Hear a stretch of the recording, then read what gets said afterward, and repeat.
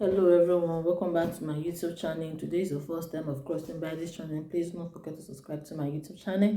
And if you already subscribed here before, thank you and God bless you. So today's topic, we are going to be discussing about the single mothers to stop chasing their husbands away. So that's the topic we are going to be discussing today.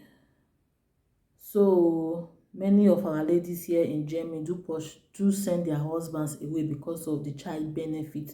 Have you seen that article of it that if Germany said they are not going to be paying the child benefit today, what are you going to do? Have you seen that one day and think about it?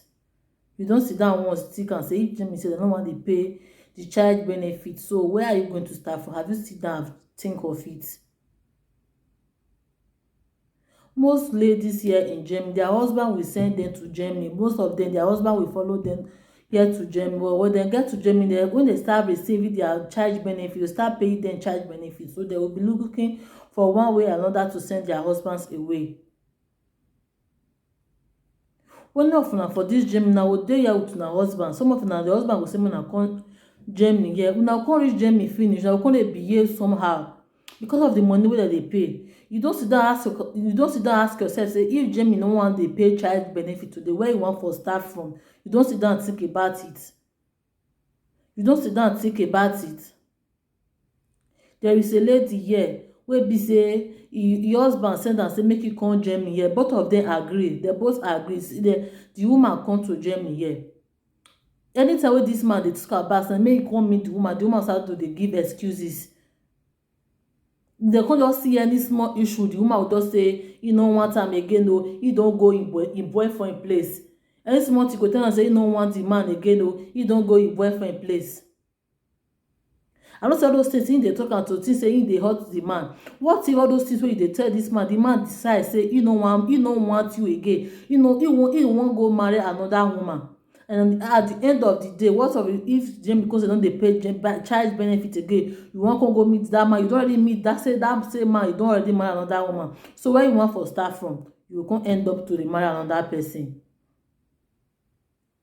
It's not fair. Man no dey send una husband, man no dey pursue una husband because of money wey dem dey pay. I no know how much dem dey pay.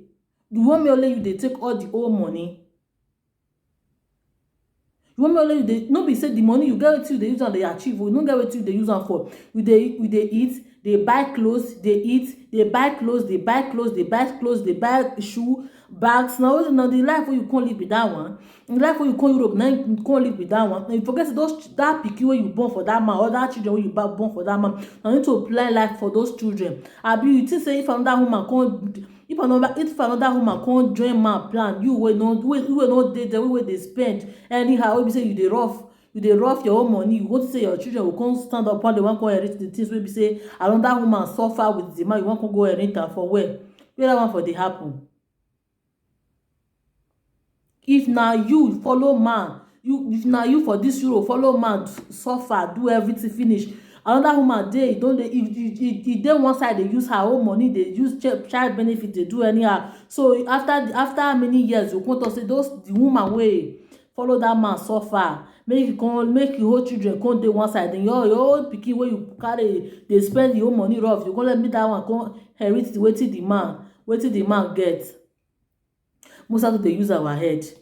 Make we start to dey use our head, because those children wey you get for that man, you need to dey plan life for them. You need to dey plan future for them. No say you go just sit down dey eat, dey buy clothes, dey buy shoes. Na those things you come Europe come do.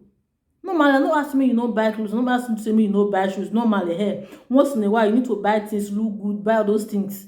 But at the same time, you need to dey think about those your children. You need to dey think about all those your children. No be say you just sit down to dey buy something, dey rough money, only wetin you know na be that one.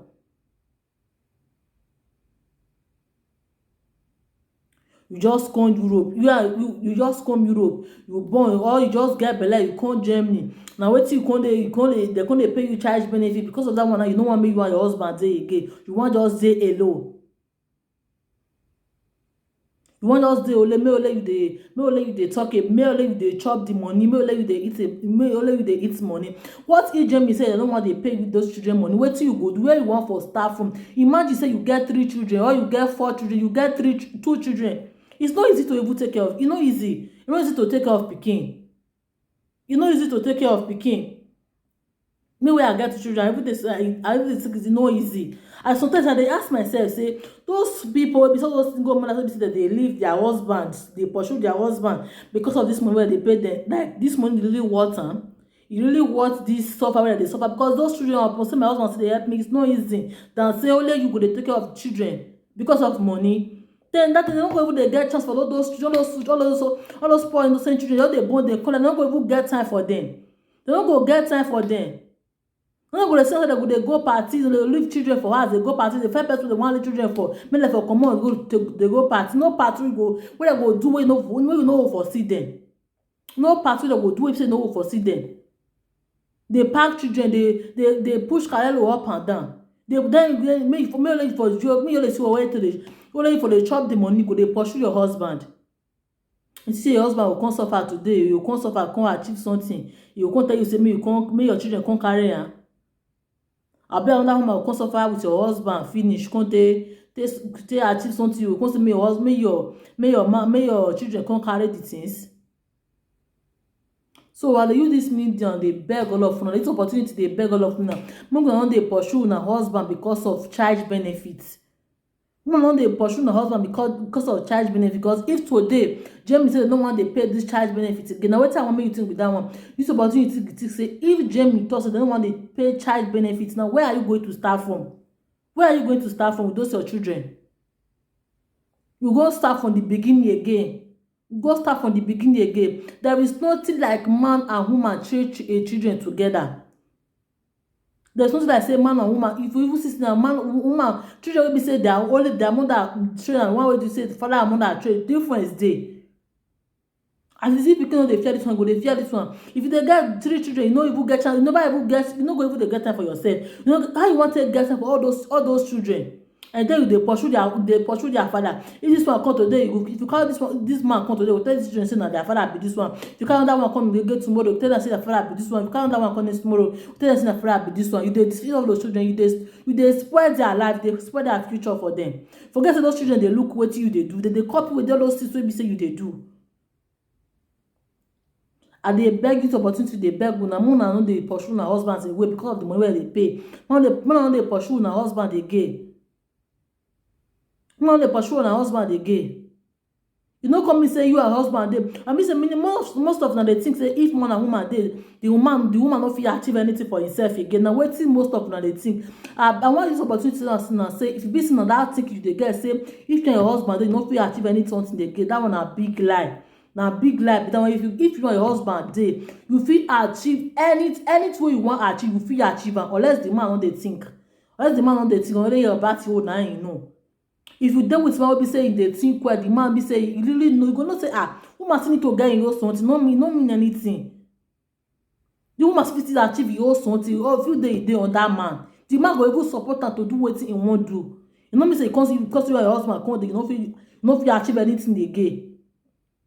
Most of them could advise now say they pursue your husband. If your husband dey, you no fit do anything. If your husband dey, you no fit buy expensive phone, you no fit buy expensive clothes because say your husband will tell you say me you no use that money, no do na lie. If you get man wey be say you dey understand, you go know say your wife need to look good.